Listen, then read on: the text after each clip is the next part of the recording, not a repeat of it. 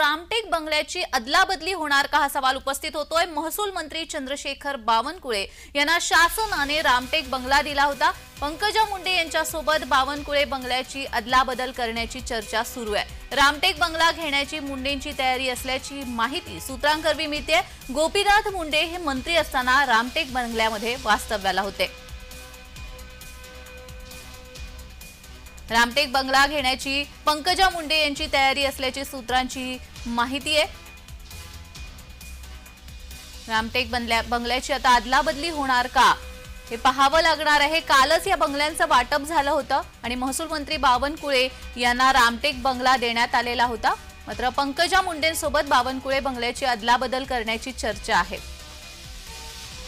तर या संदर्भात अधिक माहिती देण्यासाठी आमचे प्रतिनिधी मनोज दयाळकर आपल्यासोबत जोडले गेलेले आहेत। मनोज, कालच बंगल्यांचं वाटप करण्यात आलेलं आहे। चंद्रशेखर बावनकुळे यांना रामटेक बंगला आला होता, मात्र आता ते पंकजा मुंडे यांच्यासोबत या बंगल्याची अदलाबदल करणार असल्याची माहिती मिळते। काय अधिकची माहिती या संदर्भात?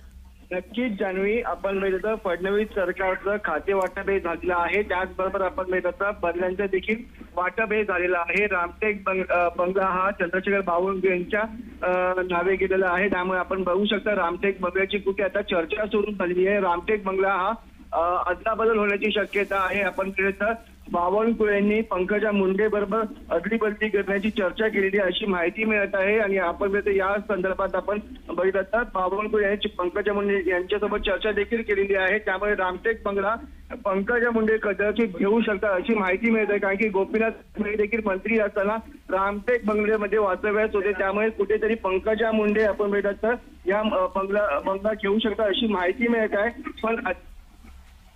पण जी जी जी धन्यवाद मनोज, तुम्ही दिलेल्या सविस्तर माहितीसाठी।